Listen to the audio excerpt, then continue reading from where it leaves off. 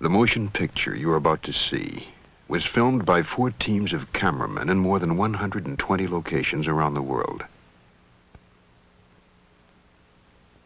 Scientists representing more than 40 museums and research centers took part in the explorations. There are no actors in the film. Every location is real. The facts that will be presented are true. This may be the most startling and controversial film you'll ever see.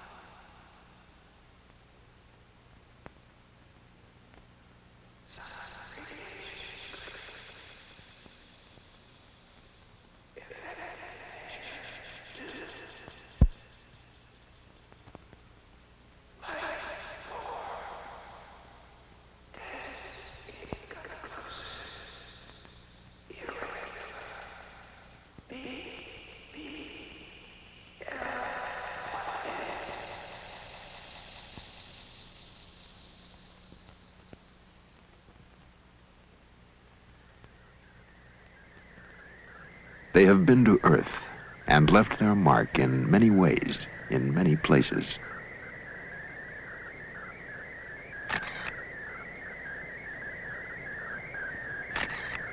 Figures etched on the plain of Nazca tell a story of explorers from outer space. The secret of the story has been learned. The visitors have been here. They have been described in many ways by many men, from primitive drawings to detailed histories, since the beginning of man's stay on Earth until this day. In the Andean mountains of South America, on the deserts of Egypt, in the temples of India, on islands in the Caribbean, the evidence is clear.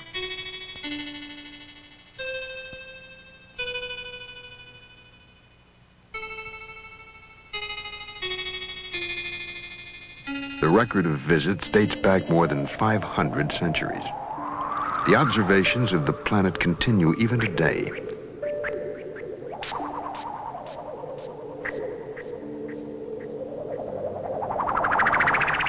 Monuments to the visitors that were created thousands of years ago have been found. They are tributes to the gifts brought from outer space.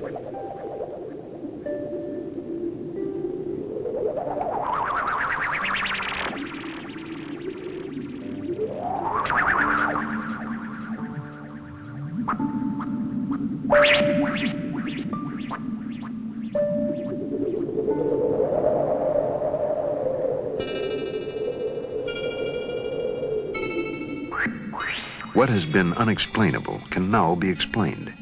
The brief glimpses of visitors provide a clue to their purpose and the reason for their coming.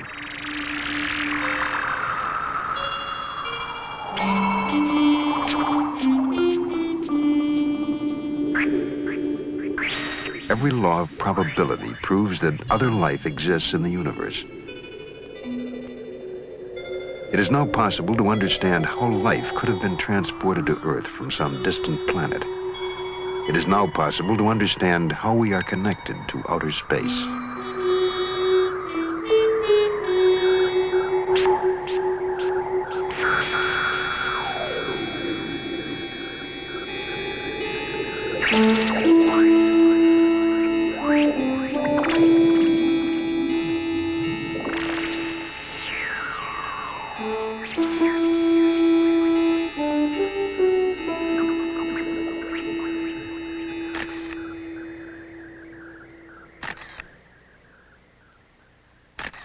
A remarkable prophecy etched in stone predicts the year and the day on which the visitors will return to stay. Will we be prepared for the moment that is soon to come?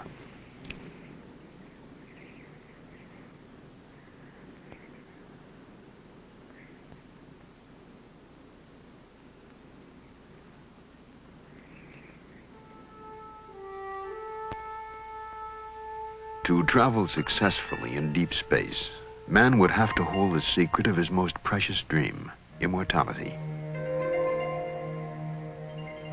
Distances are so vast that the spark of life must burn for eons to assure the successful transport of life from one galaxy to another.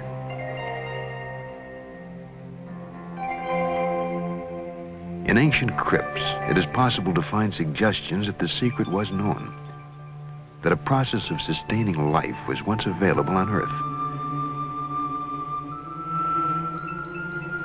X-rays of mummies, thousands of years old, indicate that they were encased at very young ages. Most were no more than 20 years old.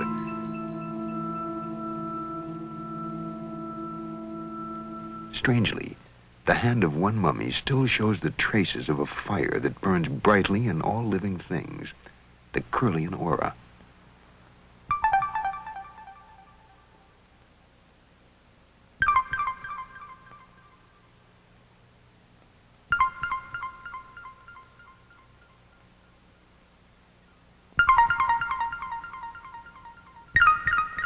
You are witnessing the strange, as yet unexplained event called the Kirlian effect. Its presence has been suspected for years. Only recently could the living spark be photographed.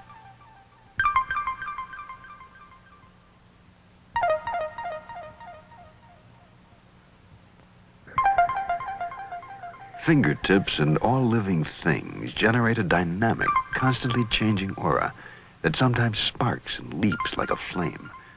How it works is something we simply do not know. At UCLA, Dr. Thelma Moss explores the strange world of Kirlian photography. Let's say that there are about 6 different words that we can describe for this effect, depending on who you are. If you are a conventional physicist, you will call it a corona discharge. And that means it's an electrical emanation caused by the current and the voltage going through the object.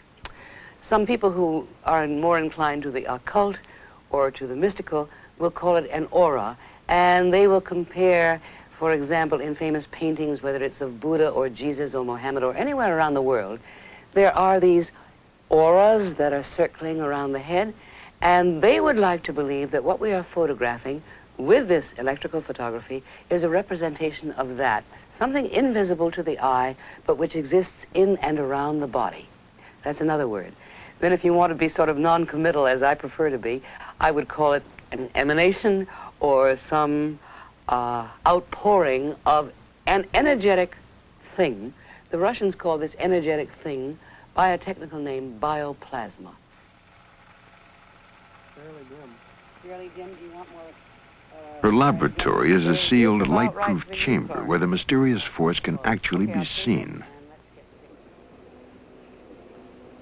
Triggered by an electrical current, the flaming halos that burst from objects exposed to the Kirlian effect will be captured on high-speed film.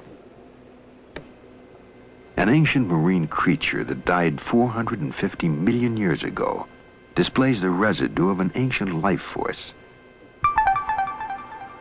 Oh, look at that. Isn't that fantastic?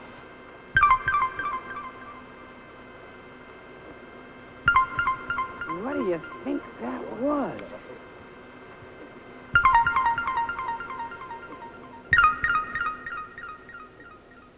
Okay, here's a very healthy and vigorous plant, and I am going to take a leaf from it, and what I'm going to do here is cut off one good healthy section of it like that.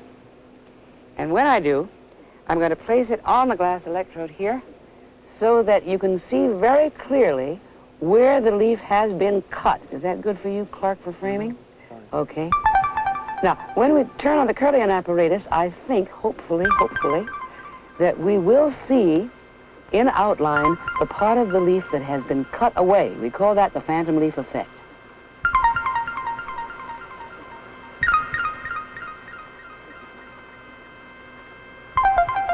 And after a moment, it is there, the aura of the full leaf.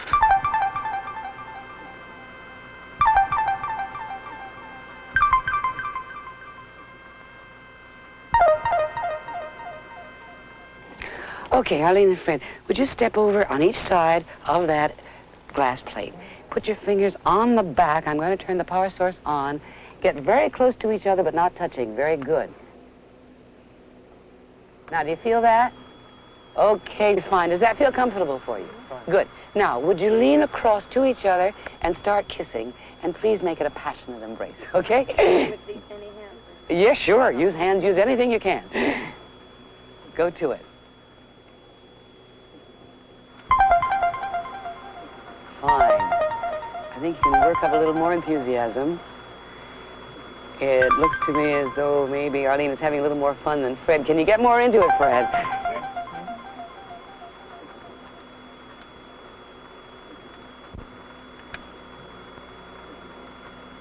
It looks like it's pretty good. You can have any kind of fantasies you like.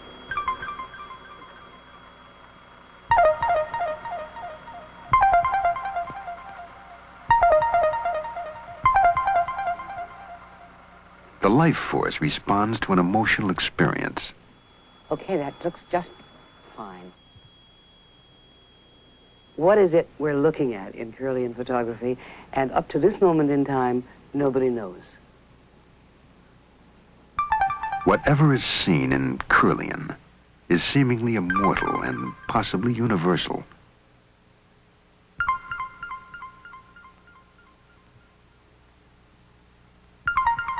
In the mummy's hand, we find a life spark, thousands of years old. The mummification techniques developed by the Egyptians preserved the bodies of their royal dead for more than 4,000 years. But even that is but an eye blink of time when immortality is considered. Every so often, a hint that immortality is possible is reluctantly given by nature. Recently, at the bottom of the Earth, an international team of scientists plunged their drills deep beneath the surface of the Antarctic continent. The goal was to probe the geologic history of Antarctica.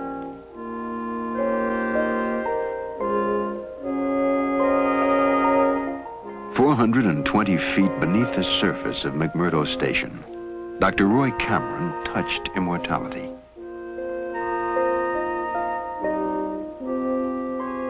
In a pinch of earth from the Antarctic depths, Dr. Cameron has found what is unquestionably the oldest living thing ever to inhabit the Earth.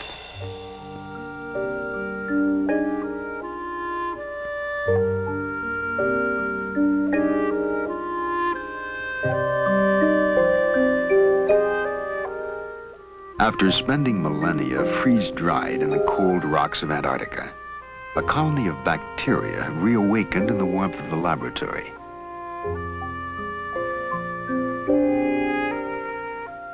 The rocks from which they have come may be as much as 1 million years old. The ancient bacteria, never before seen by man, are once again growing and reproducing, 1 million years after they first came into existence. Immortality is possible.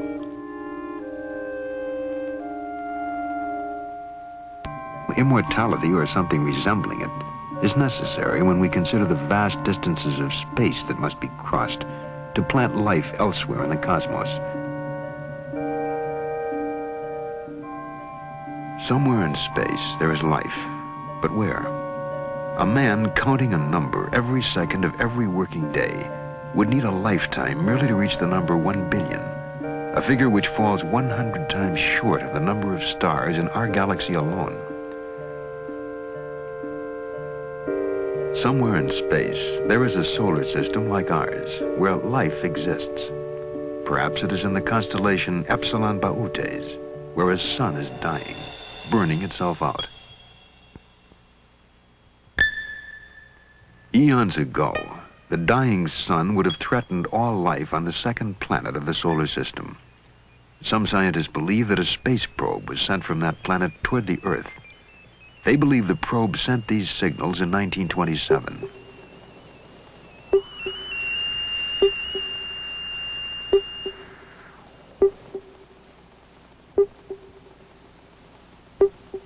Duncan Lunan of the British Interplanetary Society has interpreted the signals as a message from the space probe, a message from a dying planet in Epsilon Bautes. Duncan Lunan. What occurred to me was that the stars are spaced at random in the sky, therefore the coordinates of a star map, expressed numerically, would be a random series of numbers. There are 7 dots in the barrier, and there are 6 dots on the right-hand side here. And they have quite a marked resemblance, very marked indeed, to the constellation figure of Boötes, the herdsman. These short lines of intense, rapidly repeated echoes appear to be of the nature of clues, as it were, to the interpretation of the panel. It's like these sort of children's puzzles where you join up the dots and you make a shape, so that you could sort of take it like this. It start here. We come from Epsilon Boötis, which is a double star, and then we have this interesting sort of swallow-like shape here, and it says, or seems to say, we live on the 6th planet of 7. Now, 2 signals later, we get an absolutely explicit statement in another scale figure that they came from the 2nd planet to the 6th. They've got a whacking great arrow pointing from the 2nd planet to the 6th with a sun dot at the front end of it. The sun, in other words, it says the sun pushed us from the 2nd planet to the 6th. And just in case we haven't got the point, it's repeated in exactly the same way 2 signals later. The signals are the only known message from space. In the sequence of sounds, Duncan Lunan has found a specific message of a population moving from the 2nd planet to the 6th in Epsilon Boötes. And then where? Perhaps to Earth. The signals are an SOS to the universe. In this situation, the inhabitants of the planetary system would find themselves in real danger. Their own planet would get hotter. In time, all the planets would get very hot. They would have, in other words, to perfect first interplanetary and then interstellar travel in order to get away from the sun. So the probe then came to the Earth. It came to the solar system. It located the Earth. It came into orbit around the Earth, and it began looking for signals, intelligence signals from Earth that would indicate the presence of intelligence. If Duncan Lunan's interpretation of the signals is correct, a space probe is now traveling in our solar system, monitoring life on Earth. It may already have been seen by American astronauts. Gemini 7 here, Houston 98. Loud and clear. 7, go ahead. Bogey at 10 o'clock high. This is Houston. Say again, 7. So we have a bogey at 10 o'clock high. Roger. Gemini Control here again. The reference in that conversation was bogey. It was Borman who reported sighting the bogey. This is Gemini Control Houston at 4 hours, 24 minutes into the flight. Bogey is the code word for an unidentified aircraft. But a bogey in space is almost beyond belief. Or is it?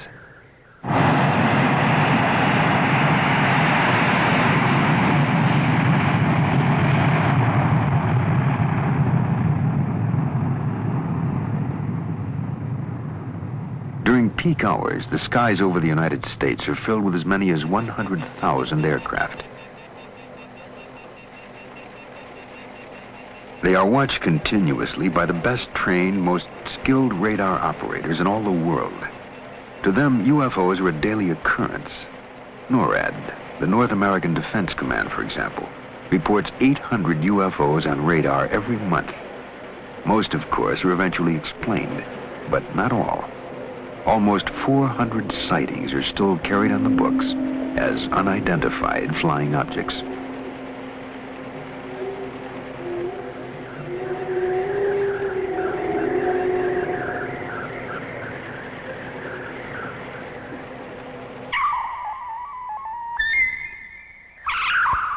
Reports of airborne objects which cannot be identified give a clear indication that the Earth is being monitored, watched by a presence from somewhere else in the universe.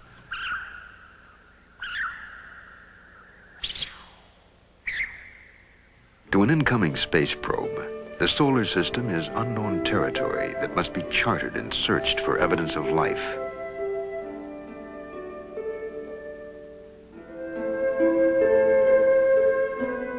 Assume the technology of reaching thousands of miles per second had been accomplished, that the problems of acceleration and deceleration in space had been overcome. A probe would then enter the solar system from its most distant point, past Pluto, 3 billion miles from the sun, and lacking atmosphere, past Neptune and Uranus, too heavily laden with hydrogen and methane to support life. To ring Saturn, awesome, beautiful, protected by a band of asteroids, but with an atmosphere of helium, hydrogen, methane, and ammonia. Verdict, no life.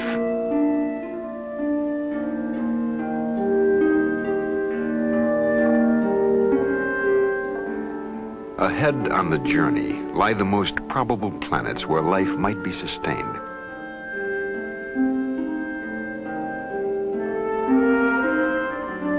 Banded Jupiter.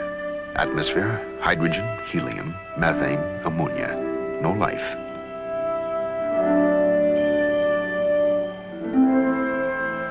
Mars. Distance from Sun, 142 million miles.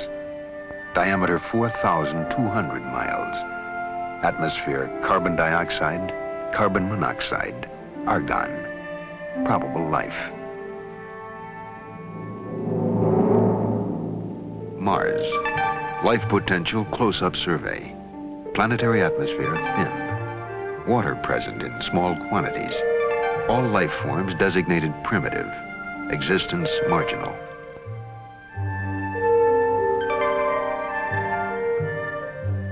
No life form on Mars is capable of sending electronic signals into space.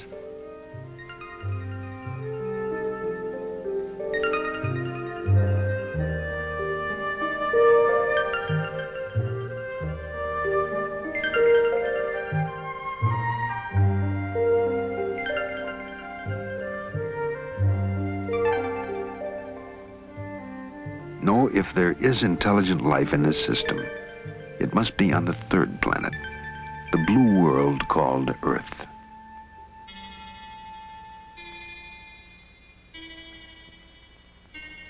The moon is a perfect vantage point from which to study the Earth. Only 250,000 miles away, the explorers could keep a close watch on the blue planet. The moon is now familiar territory after 6 successful manned landings. But our detailed knowledge is limited to 6 specific locations.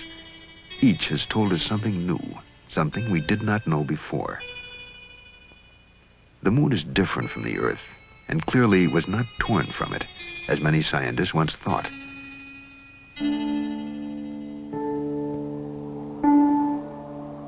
We have found minerals in abundance on the moon, minerals that are extremely rare on Earth, yet they are vital to successful space voyages. Plans to mine them have already been drawn by NASA and private industry. One theory holds that explorers from outer space have already mined the moon, pulling from it such minerals as titanium, a metal essential to space technology. It is unfortunate that we can no longer afford to explore the lunar surface, for it is just barely possible that somewhere on the moon are the traces of previous explorers.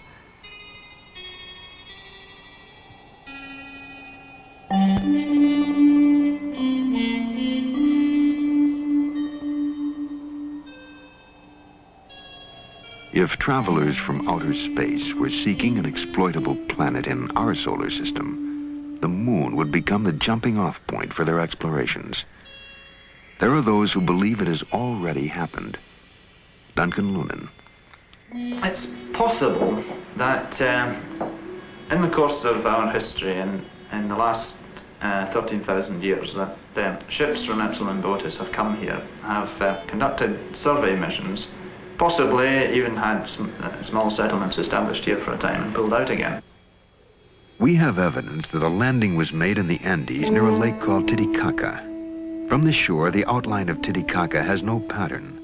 Only when viewed from space does it take on the shape of a jaguar about to pounce.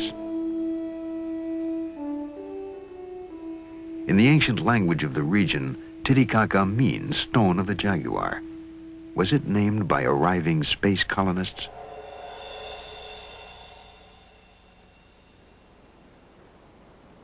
An arid mesa called the Altiplano fringes Lake Titicaca. On the barren, wind-swept plain, the air is thin and corn does not grow. It is a harsh environment, yet there is reason to believe that here, long ago, Earth Base 1 was established. Earth Base 1, a starting point on a new world, a place to practice such advanced technologies as planetary and biological engineering. Most of the traces of Earth Base 1 have been obliterated. The Inca who dominated this part of the world erased the histories of the regions they conquered. But in the mounds, rubble, and broken walls of an Andean plain lie the ruins of a once great city. Called Tiahuanaco, it stands mysterious and unexpected at 13,000 feet above sea level. It might have housed the most advanced civilization of ancient times. Long before the Inca arrival, Tiahuanaco was a reality. And the question arises, how much did the Inca take away in plunder, and how much in technology? The Inca did not build Tiahuanaco, nor did the ancestors of Indians who now live on this desolate mountain plain. Despite years of study and analysis, scientists are still unable to date these ruins. Estimates of its age range from 1,200 to 15,000 years old. But 15,000 years ago, man was still using flint tools and had not yet developed agriculture. The monolith tells its own story of Earth Base 1. In 1927, the carvings were interpreted as an account of the Earth's original capture of the moon. The theory was dismissed as nonsense. But at the close of the Apollo program, there has emerged a similar theory that the moon has wandered through our solar system, only to be captured by the Earth.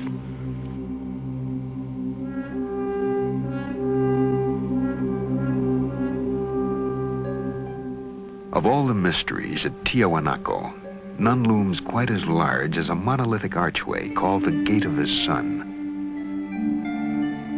Cut from a single block of andesite, it weighs at least tons.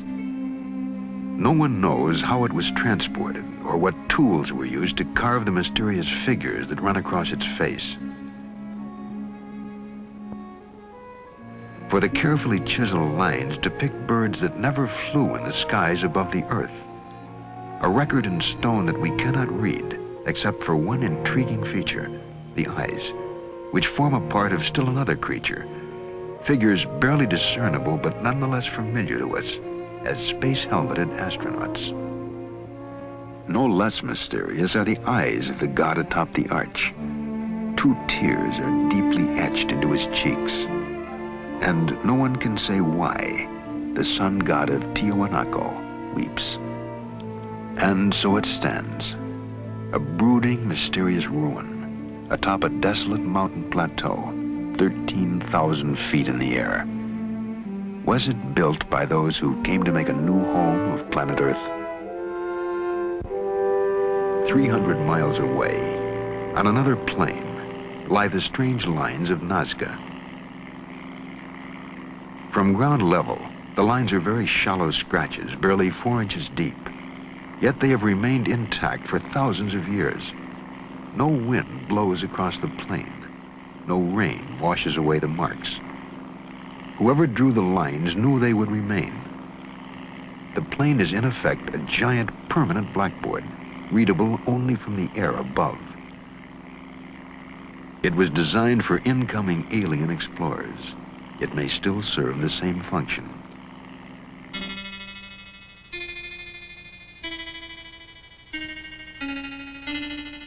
April 15th, 1966.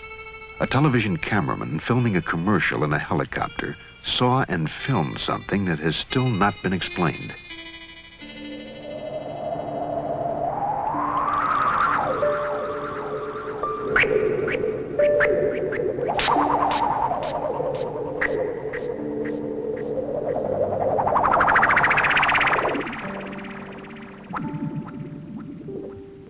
There have been other sightings. April 2nd, 1966. A Melbourne, Australia businessman photographed an object hovering in the sky.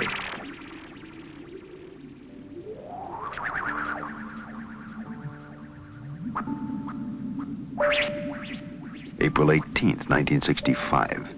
A small metallic object buzzed the ground south of Albuquerque, New Mexico.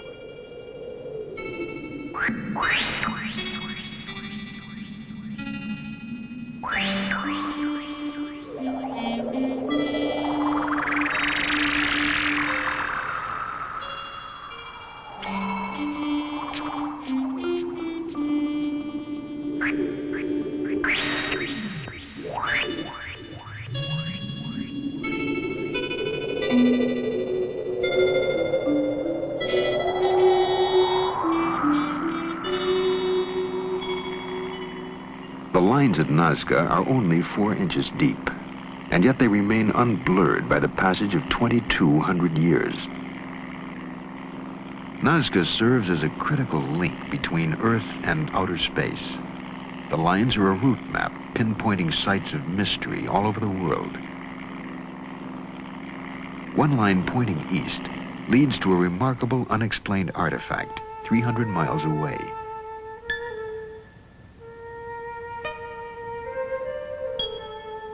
Someone built Sacsayhuaman, a megalithic fortress in the Andes.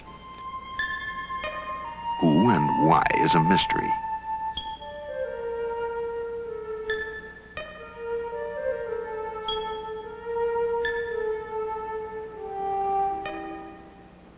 At one point, the Inca used Sacsayhuaman as a base.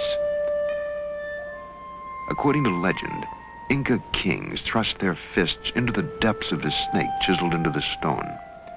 From it, they received a special power. A compass needle thrust into that same snakehead will spin wildly, for the stone is heavily magnetized. How did the Inca, who knew nothing of the forces of electromagnetism, select this one stone of all the thousands of others that composed their fortress as the magic stone of the snake? We do not know, but one thing is certain. With that special power, their empire spread from the Pacific coast to the Amazon jungle.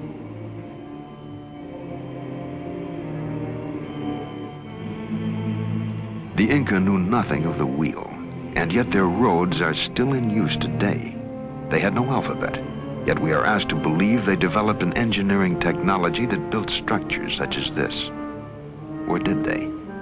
Were they creators or inheritors of a civilization transplanted to the Andes from somewhere else?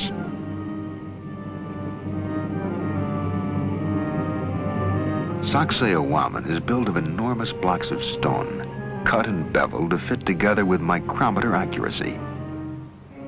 No one has even a clue as to how these blocks, some weighing more than 100 tons, were quarried, shaped, transported, and set into place.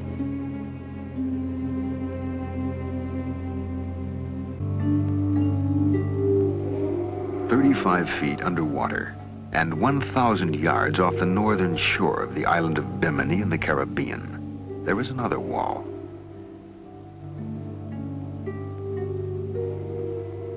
There is absolutely no indication of who might have built it, but the huge blocks bear a striking resemblance to the masonry of the Incas.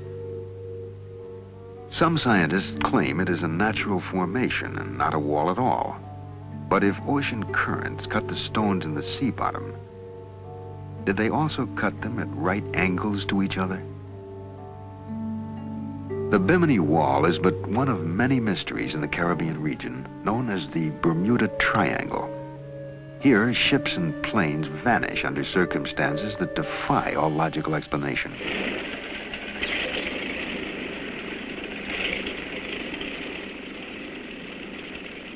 Just after the close of World War II, in December 1945, 5 Navy fighter planes vanished without a trace, leaving a mystery that remains unanswered today. Their disappearance has been the subject of a 25-year investigation by magazine reporter Art Ford. Well, a routine naval air patrol took off from the Fort Lauderdale Naval Air Station. 5 planes 14 crew members, 5 different radios. After the planes were in the air a few hours, they vanished. 5 radios did not give a coherent reason why they vanished. The men were never seen again. No wreckage of the planes was ever found. There was no radio contact after they were lost. A search plane went up after them with 13 men aboard, with every bit of equipment necessary to find them. It vanished within 7 minutes. Particularly significant in the case of the missing planes was the radio transmission report that remains in the record in the archives in Washington. Lieutenant Robert F. Cox was flying out to try to find Flight 19. He said on the radio, "What is your present altitude? I will fly south to meet you." And Taylor, who commanded Flight 19, replied, "Don't come after me." He was warning his fellow flyers who were trying to rescue the plane, which they thought was lost, and he said, "They look like they're from outer space. Don't come after me."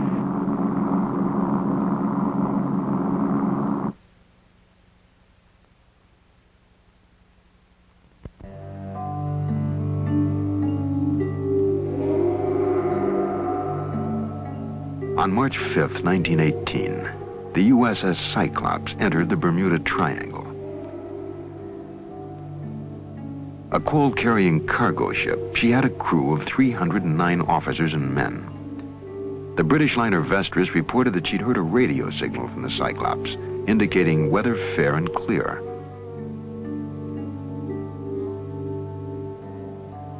The Cyclops was never seen or heard from again. No trace was ever found. 10 years later, in 1928, the liner Vestris also disappeared without a trace. Proteus, the sister ship of Cyclops, disappeared in the Bermuda Triangle between November 23rd and December 10th, 1941. She was carrying a cargo of bauxite. Like Cyclops, no trace was ever found.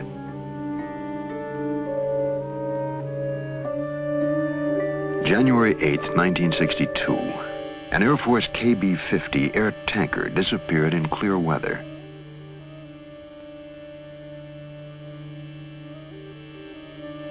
No trace of the plane or its 8 crewmen has ever been found. More than 100 ships and airplanes have been lost in the Bermuda Triangle, taking with them 1,000 lives. There is no explanation for the disappearances that have taken place in clear weather and calm seas. Is this the corridor to outer space? Did the first colonists plant a homing device, a navigational aid, under these waters? A beacon for spacecraft to home in on that somehow interferes with our own navigational devices. January 16th, 1958. An Air Force officer aboard the Brazilian ship Almirante Saldanha sighted a flying disc that hovered over the water for 30 seconds and then sped off.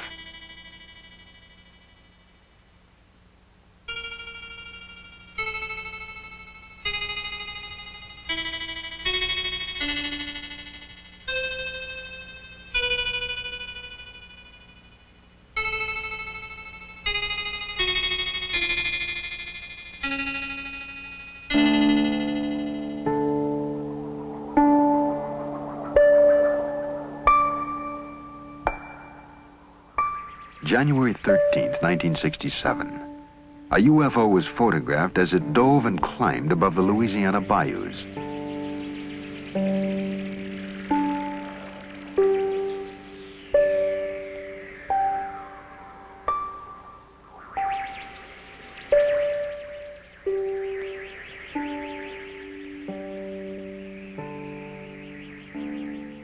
Were these and other UFOs homing in on the Triangle Beacon? Is this a marker signaling arrival at the mysterious Tropic of Cancer? It is a line that circles the globe, touching in turn all of the places where a colony planted on Earth might have taken root. India, Egypt, the Canary Islands, the Bermuda Triangle, and finally, the Yucatan Peninsula.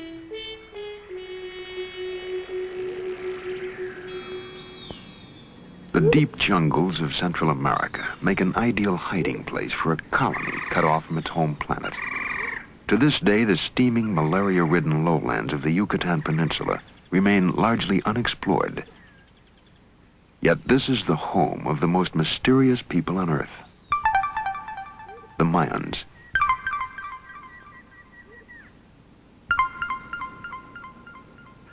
We are asked to believe that the Mayans were simple farmers, but no logical reason exists for them to have planted crops on the most difficult of all land.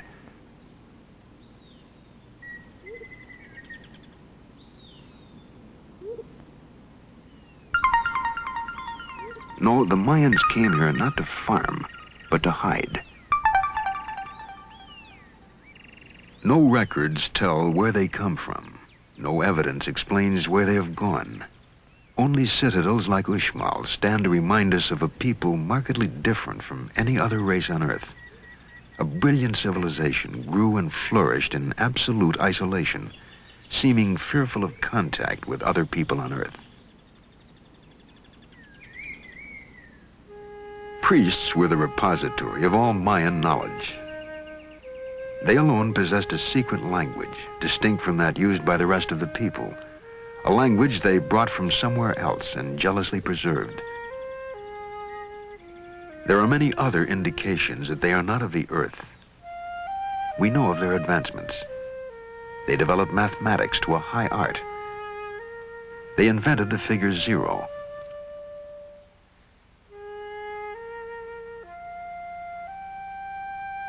They developed a calendar so exact, our modern astronomical devices have improved upon it by only 17 seconds out of an entire year. They also had a calendar which accurately measured a 260-day year, obviously not a year on Earth. Perhaps it is a year on the planet from which they came. Mayan pyramids may have been the first in the world, the models for all the great pyramids. And here, too, we find connection to outer space. The very shape of the pyramid gives a clue to the secret of immortality. An enterprising young physicist, Dr. Patrick Flanagan, interprets the link. Strange things that happen inside the pyramid, but no one was able to pinpoint what these forces were. And my research for the last 3 years has been on pinpointing these forces and discovering what the effect is. I've discovered that the pyramid is sort of a cosmic greenhouse. By this, we know that the pyramid shape is designed to intercept certain cosmic energies from cosmic particles, in the same way that a greenhouse is designed so that the sun's rays will enter the greenhouse at a right angle in order to effect maximum transfer of infrared energy into the interior of the greenhouse. The walls of the pyramid are designed for maximum transfer of this energy, bioplasmic energy or biocosmic energy, whatever you want to call it, and certain phenomena occur in the pyramid.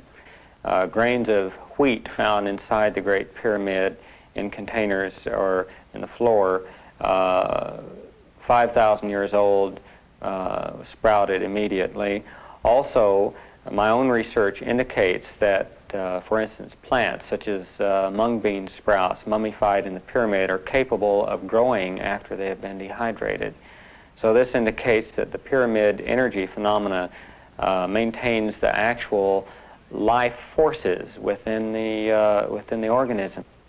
Beyond the possibility of immortality inherent in the pyramids of the Maya, it is possible that they inspired the sudden, unexplainable leaps made by other ancient civilizations.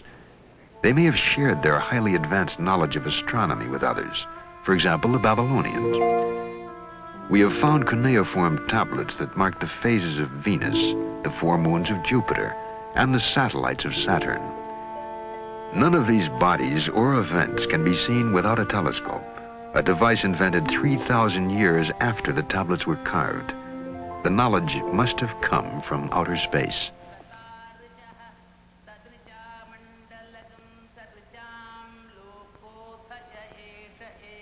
Throughout the world, there are references to interplanetary travel.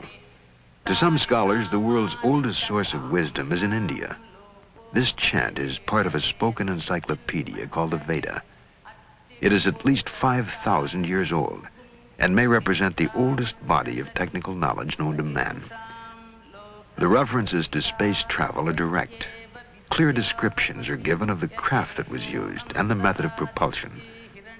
The Veda, committed to paper 400 years ago, is still the target of intensive research by scholars such as Padmasri Sivaramamurthy, the director of the National Museum of India. In ancient India, as all over the world, they had a desire to travel in the sky.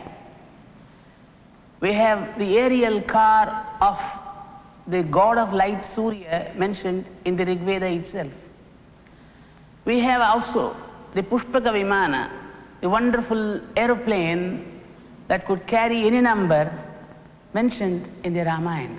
A real aerial car managed by an engine. The rishis could transport themselves to any planet that they wanted because of their siddhi. A force known as Siddhi might also have been called pyramid energy.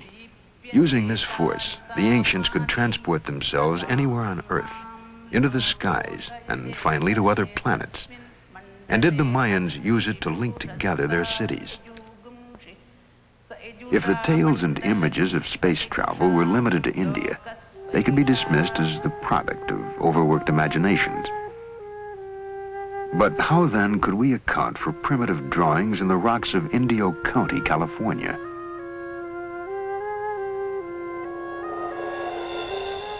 In the 20th century, we accept the existence of spacecraft. What event could possibly have inspired this 14,000-year-old drawing of a spaceship landing on the Earth? On a rocky plain in the Andes called Toro Muerto, hundreds of petroglyphs depict the same scene.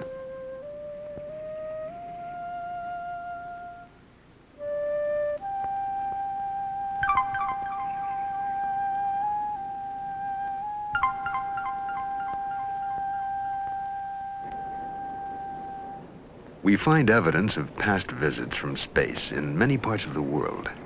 The 2,200-year-old Dead Sea Scrolls found in the caves of Qumran bring us closer to the original Bible than any other source and contain clear references to the Holy Ones descending from the heavens. While biblical scholars study the scrolls for their theological implications, other scientists have looked to the Bible for evidence of extraterrestrial visits. An aerospace engineer at NASA's Marshall Space Flight Center, Joseph Blumrich, has found in the visions of Ezekiel a technical description of a spaceship. The prophet Ezekiel describes 4 encounters with spaceships. At first he saw clouds, fire, and he heard noise coming out from the sky, out of the north. And as the vehicle approached, apparently it came rather quite in his direction, he observed what he calls living creatures. What Ezekiel calls the living creatures had straight legs and round feet, or calf's feet sometimes they're called.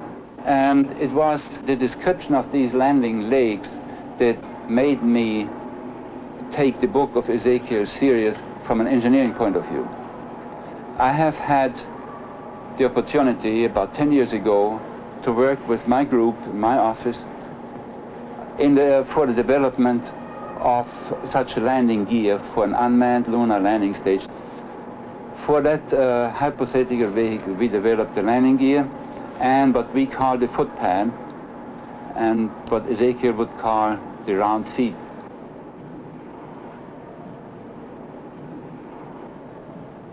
Translating Ezekiel into engineering terms, Mr. Blumrich had these artist sketches made of a landing vehicle supported by 4 helicopter units. One of the interesting examples of Ezekiel's ability to observe and to describe are the faces he sees on these living creatures. What they actually are is quite interesting. Some helicopters, and particularly in this case this one, needs protection, just some hood around to protect them against dust or weather and so on. They may have the distinct appearance of faces.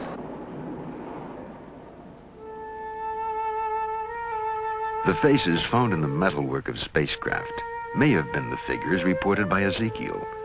The biblical tale is hardly an isolated example. Are ancient figures with spacesuit-like costumes the record of beings actually encountered? And where do the Indians of Colombia find models for these golden helmeted figures sculpted more than 1,000 years ago?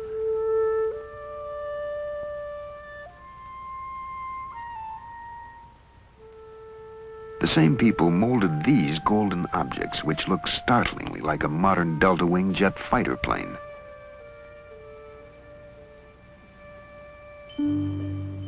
Could flight have played a role in the construction of this rocky fortress in Peru? Called Ollantaytambo, it spans a pass through the mountains that link the jungle with the sea. The Inca builders were accomplished stonemasons who built a chain of fortresses across the Andes. But nowhere is there an explanation for the technology used to carry enormous pink slabs, each one more than 60 tons, from this mountain where they were quarried, and then 10,000 feet up the face of Ollantaytambo. What else but flight could account for raising the stones to the mountaintop?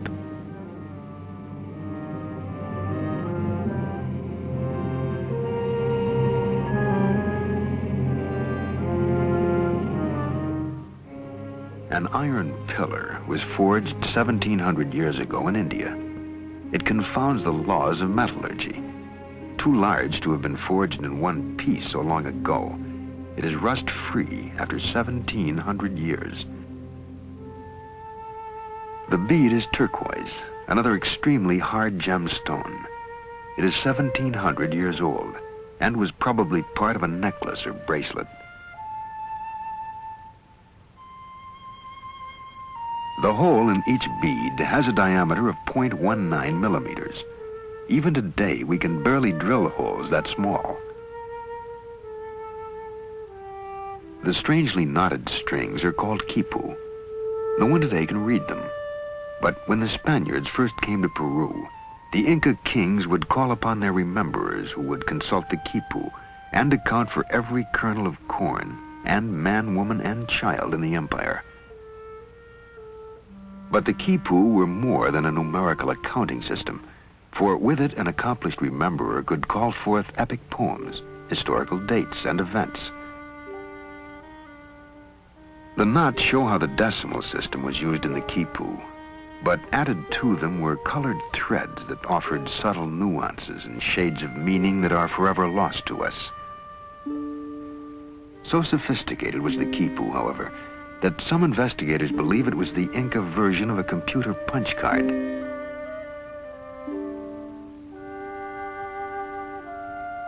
An enormous crystal was placed in a Mochica grave more than 1,500 years ago.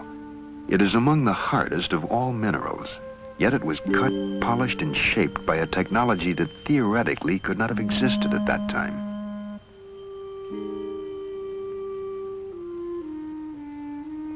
Other hands carved this skull.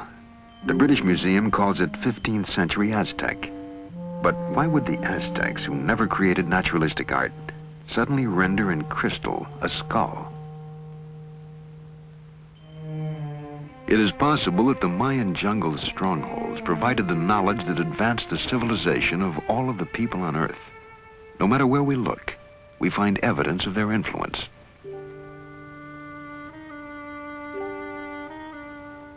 How else can we explain a 700-year-old transplant of a rust-free iron tooth? Found in a Peruvian grave, it seemingly is as functional as any modern dental prosthesis. Other graves yield the suggestion that the ancient Peruvians were accomplished neurosurgeons. At the Cuzco Archaeological Museum, Dr. Fernando Caballesas, professor of neurosurgery at the University of San Marco, demonstrates. These skulls here are just a very small sample of the tremendous amount of skulls that were found in the graves of the ancient Peruvians. I think that all in all, we have studied more than 10,000 skulls that have been unearthed. Now, these are some of the instruments that they used. This is called the tumi knife, which was used this way just to open the scalp. This cannot be used in the bone. They used to open the bone bronze instruments like this, just to pry up the bone, like here, prying up the bone. There are some other odd instruments like this, just to make these indentations. And there are at least 2 dozen different other instruments that were used also. This one here is a very interesting specimen. It shows a very persistent surgeon. You find here that this man suffered 4 operations, and he survived every one of them. Either it was a very sick man or a very persistent individual who operated on them. But he was a very good technician, because after all, these areas, especially these 2 openings, are right over very, very dangerous sites that even right now, with all the techniques that we use now, we would just be very much afraid of operating in these sites. And this man really survived these operations. In Calca, near here, near Cusco, where about, I would say, 85% of these skulls show healed trephanations.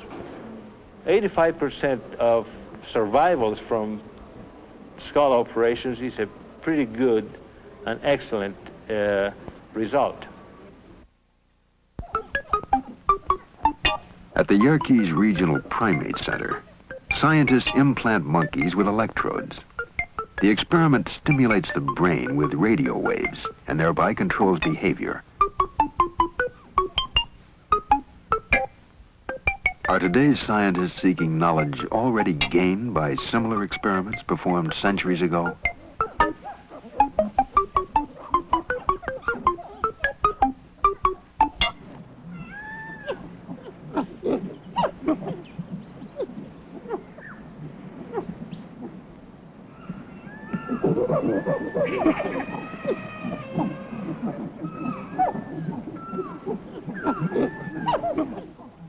The monkey house of any zoo provides us with a great deal of fun. But occasionally our laughter is accompanied by an uncomfortable feeling. We're not too different from the apes. With them we share common blood groups, a similar anatomy, and perhaps 1 billion or more years ago, a common ancestor.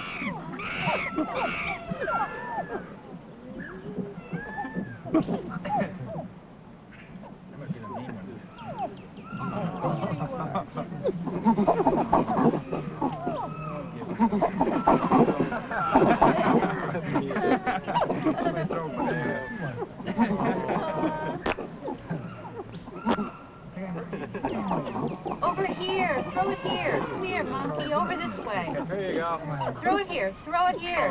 Hey, over this way, come on. Sometime in the distant past, the links between man and ape were snapped by an event that forever changed the course of our evolution. But no one knows exactly what took place.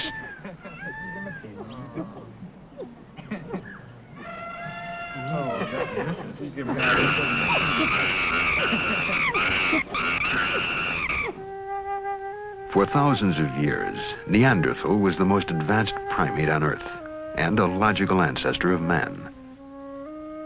But Neanderthal suddenly disappeared 35,000 years ago, and now a new creature appeared, Cro-Magnon. Suddenly, he began to walk the Earth.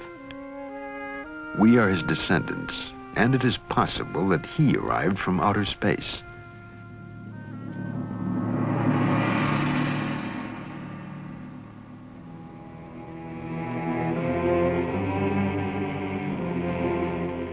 Could evidence of Cro-Magnon's arrival be found at Tiwanaku at Earth Base 1? On the walls are heads, giving to an ancient temple the same feeling as a modern-day anthropological museum.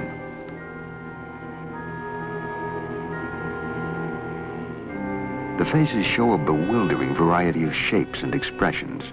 Some are familiar, others alien, a range that covers the racial spectrum of man. Are these, then, experimental designs for man?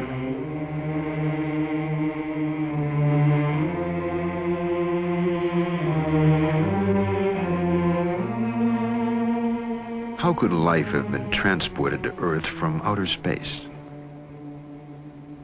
Certainly in a universe 13 billion years old, there was time enough for uncounted species to rise, create civilizations, and scatter them across the universe, reaching even the small, out-of-the-way planet called Earth.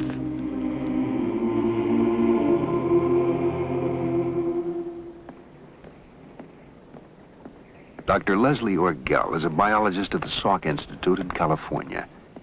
He and Nobel Prize winner Sir Francis Crick developed the theory of directed panspermia, the idea that life on Earth was sent here by a superior civilization. Dr. Orgel. In the 19th century, there were two theories about how life could have got to the Earth from outside. One theory, which was due to Lord Kelvin in England, said that life arrived as a spore carried on a meteorite. And the other theory, which was popularized by Arrhenius in Sweden, suggested that a spore could have been blown directly from a planet on another solar system all the way to the Earth. Now, in the last 10 or 20 years, it's become more and more clear that these theories just won't work, that a spore coming from outer space would be destroyed by radiation long before it got here, and a meteorite probably could never escape from another solar system. Now, directed panspermia is a sort of last attempt to resurrect the theory that life could have come here from elsewhere, and the notion is that maybe life was deliberately sent here by a technological society on some other planet, probably in our own galaxy.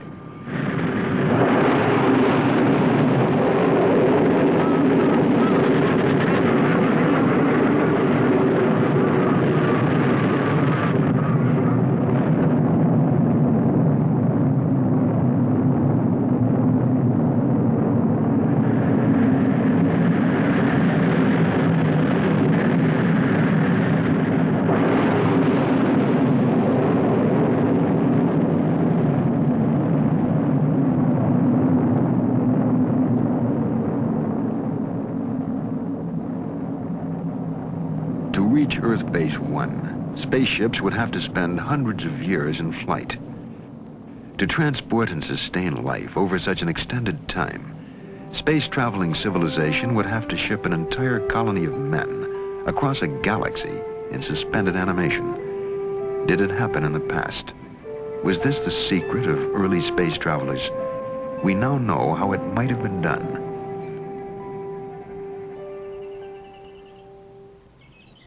The method is called interspecies embryo transplantation. It was developed here at the Worcester Foundation for Experimental Biology by Dr. M.C. Chang. In 1952, Dr. Chang took a number of fertilized eggs from the womb of a rabbit and carried them to England. There, the eggs were implanted in the womb of another rabbit, where they came to term. The offspring, in turn, became pregnant. Their fertilized eggs were then taken from England and implanted in the Worcester rabbits. The Worcester colony is now composed of the descendants of that first embryo implantation. Some just like this, then put into the test tube. So I put those rabbit's egg into those tubes and put into a flask and bring back, then transplant those. By reaching into the heart of the cell, scientists are challenging our traditional concepts of life and morality. Yet, faced with the threat of extinction, a species capable of finding its salvation in an advanced biotechnology, would surely seize the opportunity. I think it's possible to transport human eggs from one planet to another planet. Our own biotechnology has made of the rabbit a container in which entire herds of cattle, flocks of sheep, and other animals are shipped around the world. At the Wayne State Medical Center in Detroit, Dr. E.S.E. Hoffes has just received a rabbit from South America. It carries embryonic additions to his colony of research monkeys.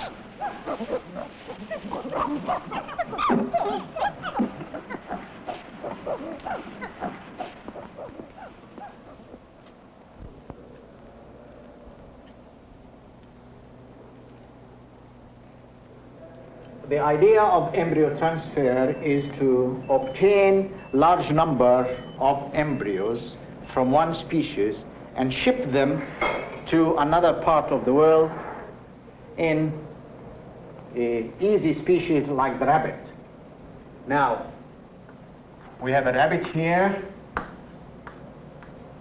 and we'll have 200 embryos of monkeys in them, in this one rabbit.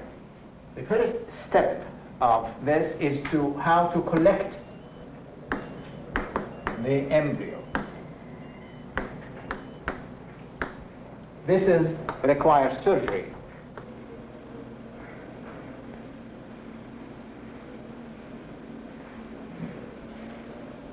It's going in the lumen, which is very good.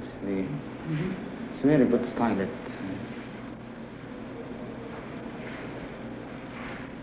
Then examination of the embryo under the microscope.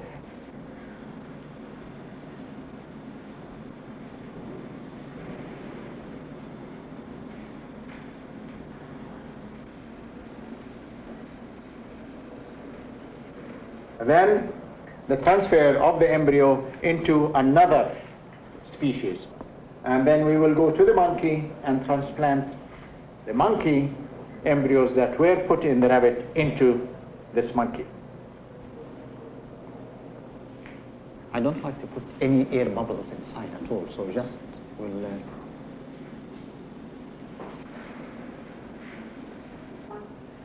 And I think this is ready to go to the colony.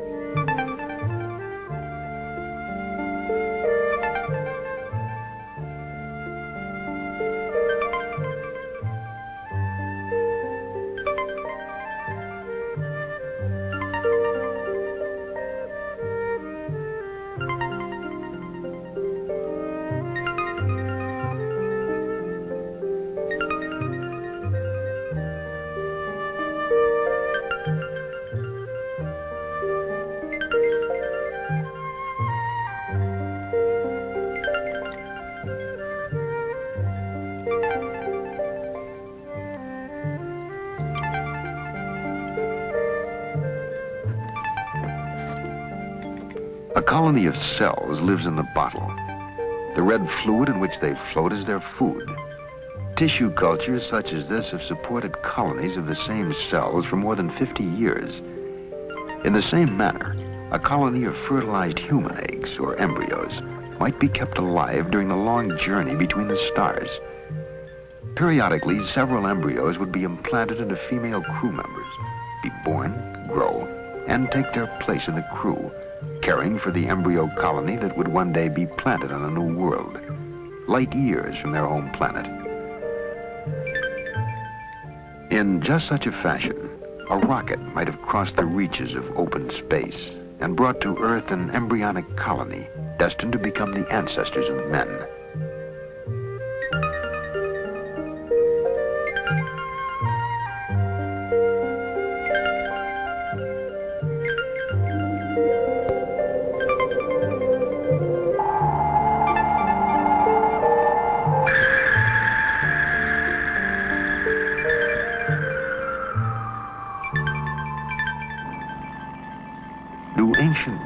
buildings commemorate the arrival of life on Earth.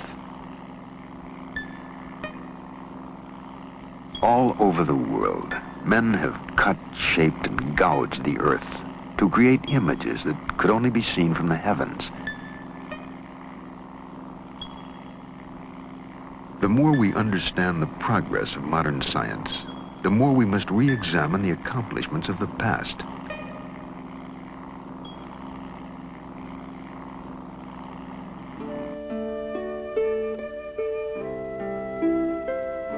The ancient Egyptians built an incredible complex of temples that were in reality astronomical observatories.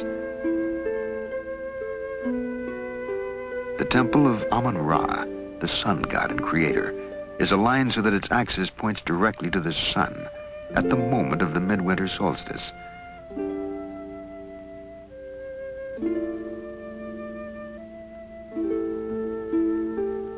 The temples of Mut and Khonsu, the consort of Ra, form an axis that points to the crescent moon that rises the day after the summer solstice. Egyptian astronomy was both practical and spiritual, for it allowed them to predict the annual flooding of the Nile and thus know when to plant their crops. But more important, the temple lines could be followed directly to the sun, the source of immortality. To the ancient Egyptians, death was but a doorway that led from a life of insignificance to eternal life. And so the Egyptian pharaohs crossed from Karnak on the east bank of the Nile, where the living dwelled, to the west bank, where they entered the city of the dead. Once within the city of the dead, the pharaoh was prepared for a journey into space.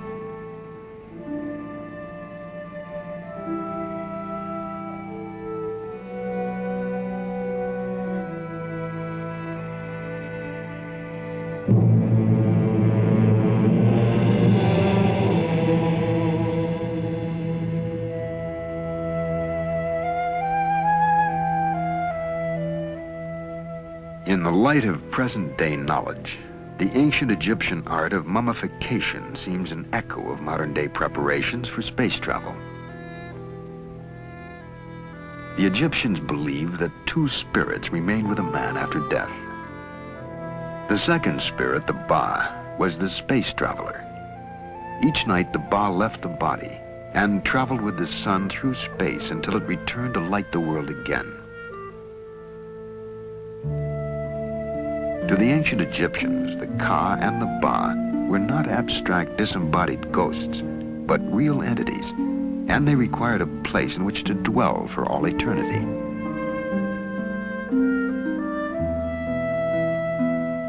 The burial tombs of the pharaohs were therefore far more elaborate and more richly decorated than any of the palaces in which they reigned during life. The death rites of the Egyptians may well have been imitations of an event they had been told of or witnessed, the preparations for a real voyage into space.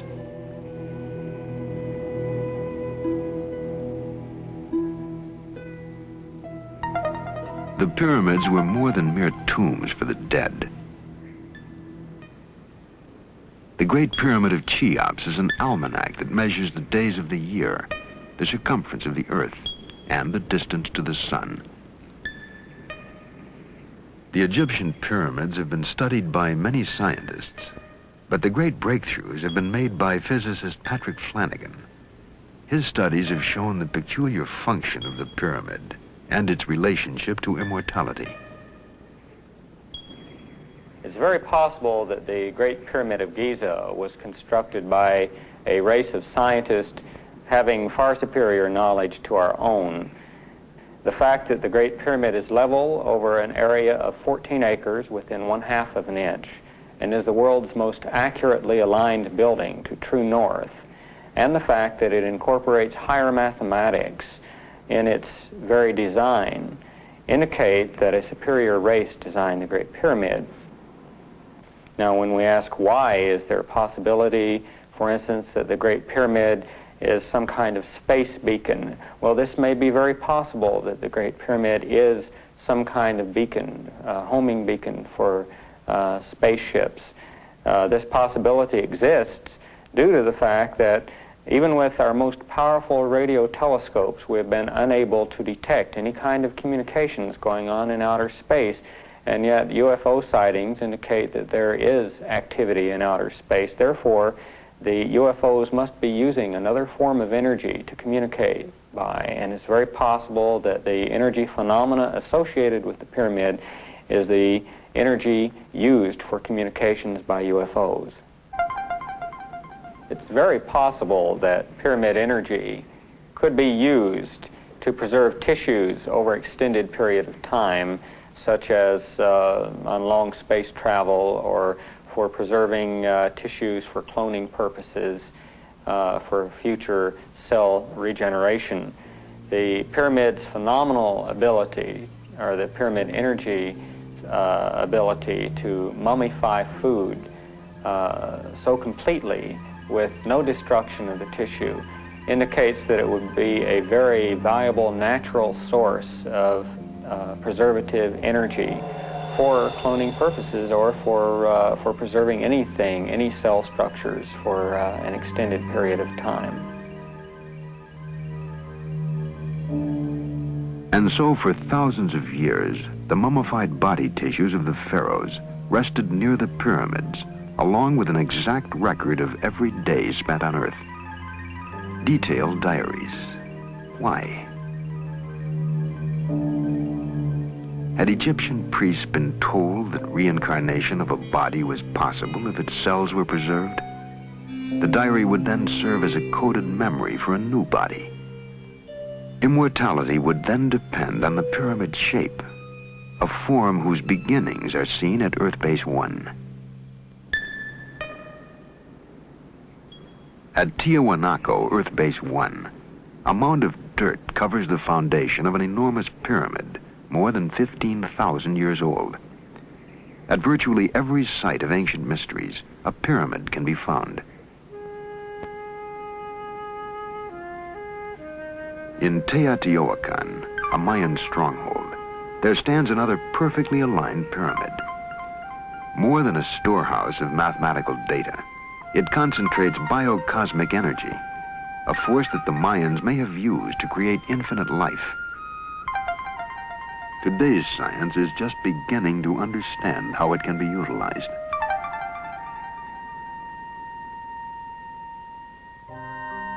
The hope of immortality is contained in a genetic message stored in the nucleus of the cell. When the cell divides, that message, coded in chemical units within the genes, is transmitted to each of the new daughter cells. So long as that message is stored within the cell, it remains alive, and so too does the possibility of immortality.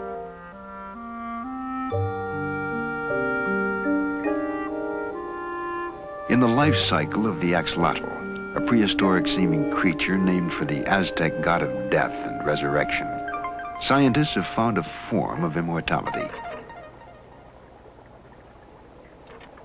At the University of Indiana, Dr. Janice Brothers uses the cells of one axolotl to create others, exact duplicates that are in every respect identical to the cell donors. The process is called cloning, and it makes theoretically possible the creation of an army of identical creatures with exactly the same physical and genetic features and capabilities. Eggs are collected from a white axolotl. If fertilized normally, the eggs would divide into a number of new, different axolotls, sharing as their one common trait, the white skin color.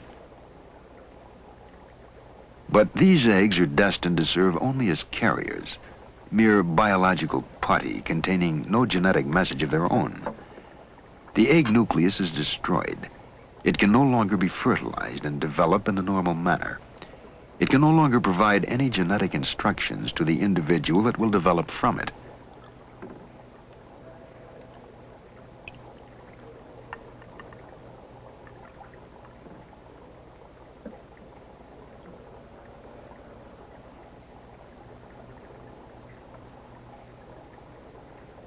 A spotted axolotl embryo becomes the cell donor.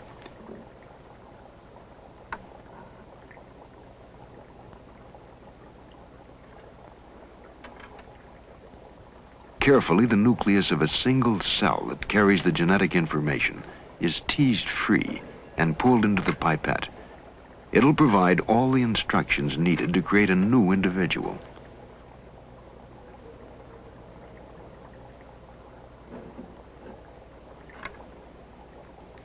The nucleus is inserted into the unfertilized egg.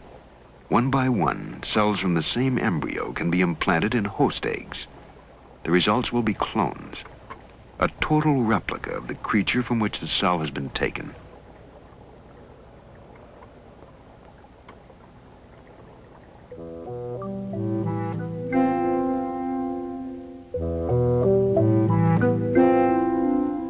Each of the eggs carries the same genetic instructions and will develop into carbon copies of each other, clones of identical axolotls.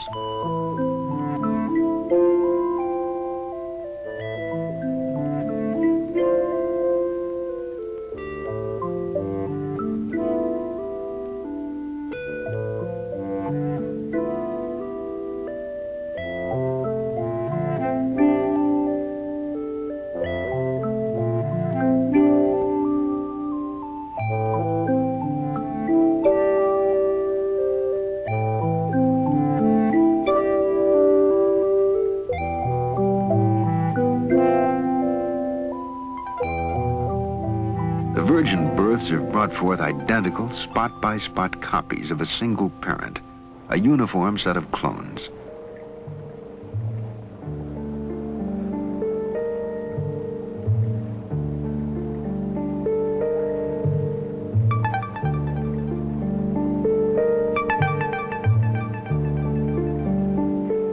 Full-grown, each axolotl looms like the prehistoric monsters that roamed the earth during the age of the dinosaurs. But these creatures are so far removed from that time as to be of another world, for they are clones, exact copies of each other.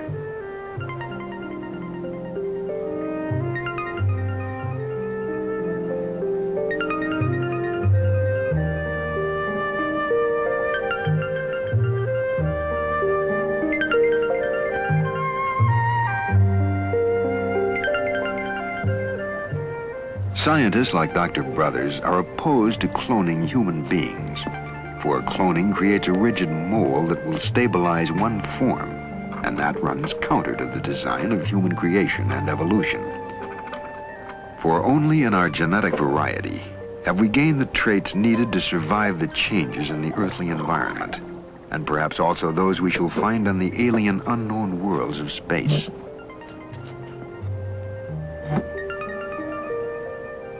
The clone is a biological wonder that may one day enable us to reproduce exact copies of animals and plants needed to perform as yet unknown tasks in an uncertain future.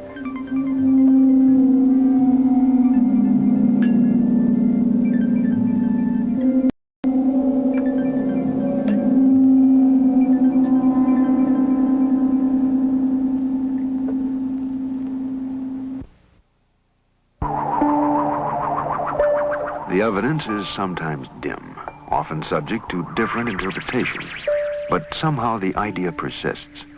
The Earth has been visited before and will be again. The question remains, how will we communicate with the visitors?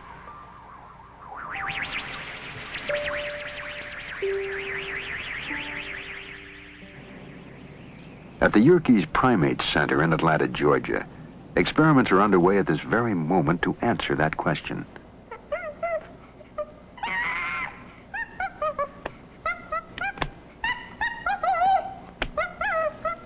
This is Lana. She lives in a plastic cage with a computer.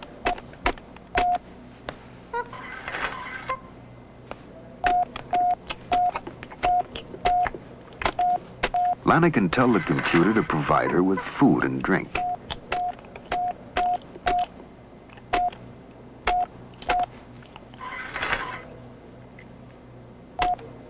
The symbols are abstract, not pictures of real objects. And by using them, Lana is in reality using language as well as any human being. To get beyond the confines of her plastic-walled world, Lana tells the computer to open the window.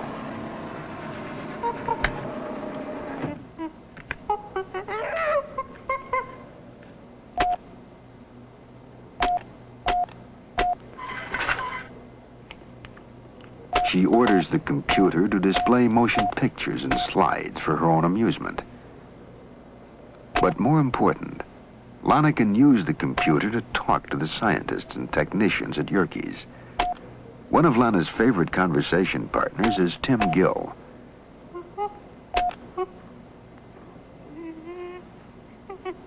Tim has a computer panel just outside Lana's room.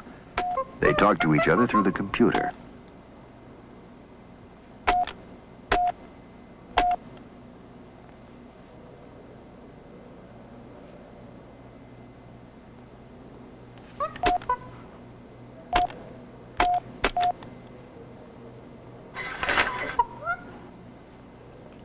The language they share is not chimp chirping or English, but a language of symbols called Yerkish. It was designed by Dr. Ernst von Clauserfeld. You have a breakdown of it here, a partial breakdown for all the requests that Lana can use. Please is a marker that tells that what is coming is going to be a request. Machine and Tim are two active agents. In the case of machine, there are two activities, giving and making. Giving has a number of objects. One of them would be piece of apple. It could also be piece of banana. If the machine is making something, it can't make a piece of apple. It can't make a piece of banana or an M&M. It can only make a slide, or it can make the window open.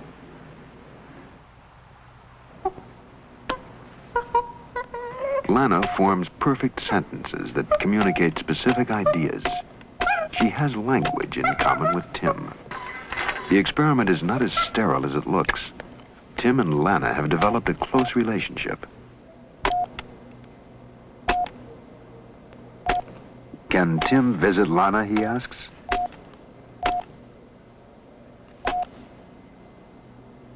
Yes.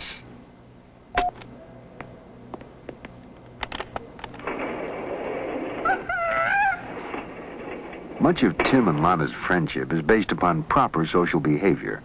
Proper, that is, in chimpanzee society. And so Tim asks, can Tim groom Lana?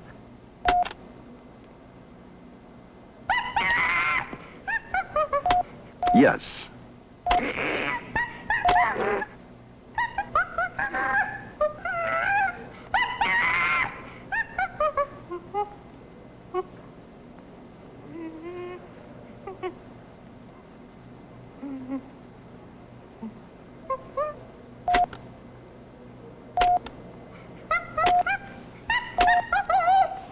Will Lana groom Tim? Of course.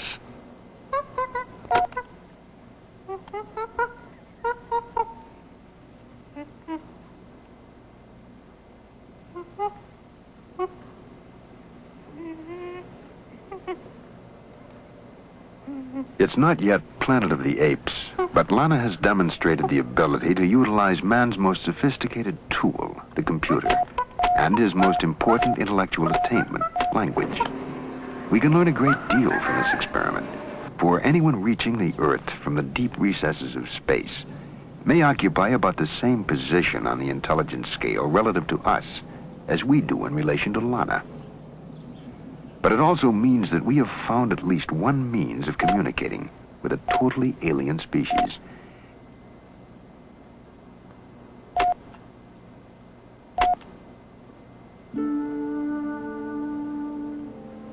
A language of symbols carved thousands of years ago is still being deciphered. We know the Mayans left a calendar, one that stretches back more than 90 million years, long before civilized man roamed the Earth, and forward in time to a day that will mark the close of a crucial cycle.